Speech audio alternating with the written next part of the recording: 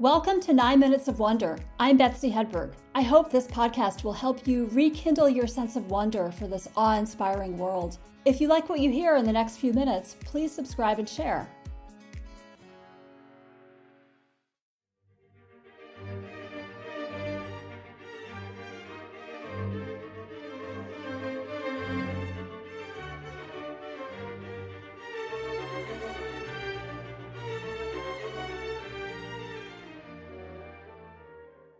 Music has a unique power to express inner states or feelings. Music can pierce the heart directly. It needs no mediation. That is a quote, not from me, but from the famous neurologist Oliver Sacks in his book Musicophilia, Tales of Music and the Brain. And music is one of the ways we can experience wonder. I'm sure you've had this experience either at a concert or listening to something you love, even in your car or while you're working. So I think we can all relate to that. You just heard a little excerpt from Mozart's Symphony No. 40. And as you can tell from that number 40, he wrote a lot of music and a lot of symphonies. And since today, January 27th, 2025, is Mozart's 269th birthday, I thought it would be a good time to play that for you. I don't know about you, but I find this music uplifting. And I know a lot of things are going on these days that are definitely not uplifting, to say the least. And to be honest, I'm currently pretty upset about many things that I can't control. But if what I share with you today enhances one person's day, maybe yours, then hopefully this will all be worthwhile. So I love all sorts of music, but today I'm going to take a chance and focus on classical music for just a few minutes. We can be honest, there's a good chance that you are not a fan of classical music. Most of my friends are not. They either think it's boring, or it's the music of stuffy, dead white guys, or they just haven't been exposed to it at all. But even if it's not your thing, I invite you to keep an open mind and also to think about how the things I say about classical music might apply to whatever your favorite type of music is. And by the way, a lot of classical music was written under circumstances of intense personal or political struggle. So for me, the music can project a sense of solidarity with people from a different time who had all sorts of challenges in their societies and their personal lives. So maybe there's some relevance even for today in that regard. I'm nowhere close to an expert on Mozart or any other classical music composer or anything about this particular type of music, but I did grow up in a household where the local classical music station was almost constantly on the radio, and I was lucky enough to play in my high school orchestra. And I also still like to attend concerts and read about the music and composers from time to time. Why do I think classical music inspires wonder? For one thing, the music is very complex, and it required an incredible amount of musical knowledge and intuition to compose it. Of course, until the 20th century, composers couldn't listen to recordings of their own music or of other people's music. So everything had to be composed in their heads and on their instruments, usually the piano, and then written down into musical notation. And if you look at some of the written music, the musical scores from that era, there are typically musical notes all over the place for every instrument in the orchestra, and often with written notes and instructions as well. So you can see the complexity right there on the page, even if you can't read music.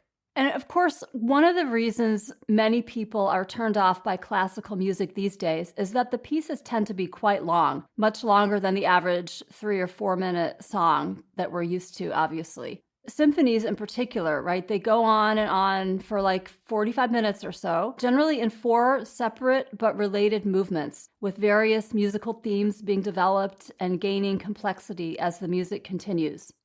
Now, Mozart had perfect pitch, which means he could hear the music perfectly in his mind without needing to play the notes on his piano. So that meant he could compose music while taking a walk or riding in a carriage, for example, far away from pen and paper and piano. And he could apparently keep all this music in his head until he got back to a place where he could then write it down. And this includes, remember, being able to hear all of the instruments of the orchestra in his mind at the same time. But often composers would write their musical ideas down on whatever scraps of paper were around wherever they were, much like a writer might keep a little notebook in their pocket and take notes as ideas come up, or today take notes on their phone.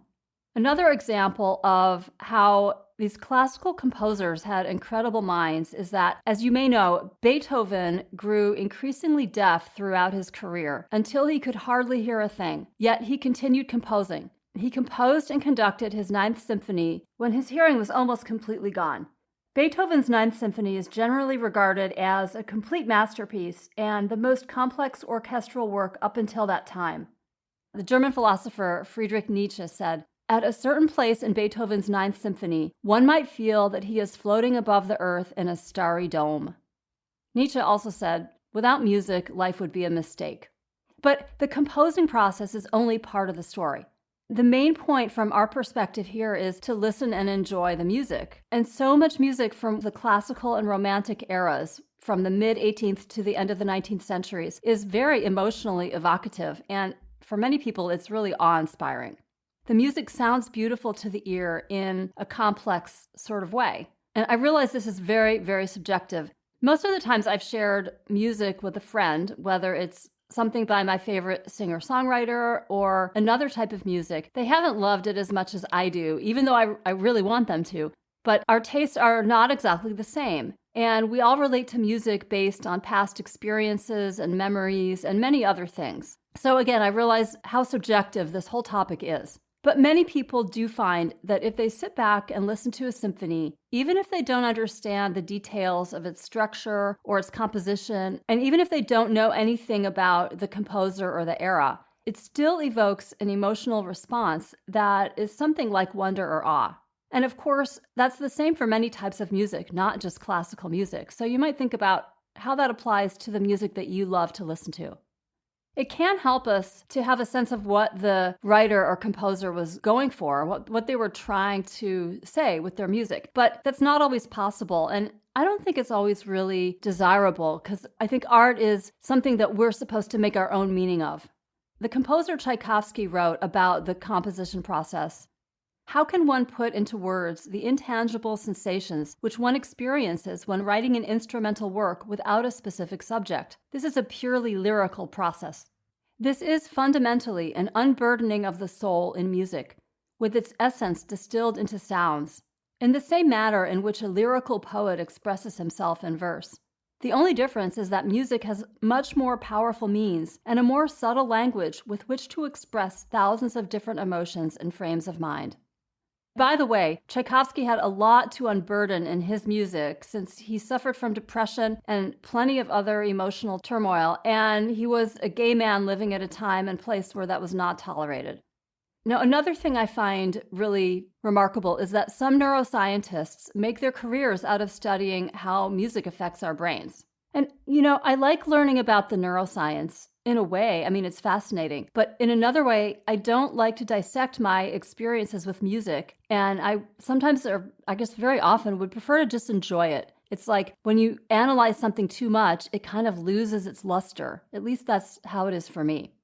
So now, again, think about how all of this might translate to the music that you love. What makes music magical for you? It may have lyrics that speak to you, but it's also likely that it's not just the lyrics, and that if you were to read the lyrics without music, they wouldn't have the same effect at all. So I hope that something I've said in this very brief time today has inspired you to re-engage with music in a way that maybe you put it on in the car, you kind of take it for granted, but maybe you can sit back and really pay attention and allow some form of music to inspire you today.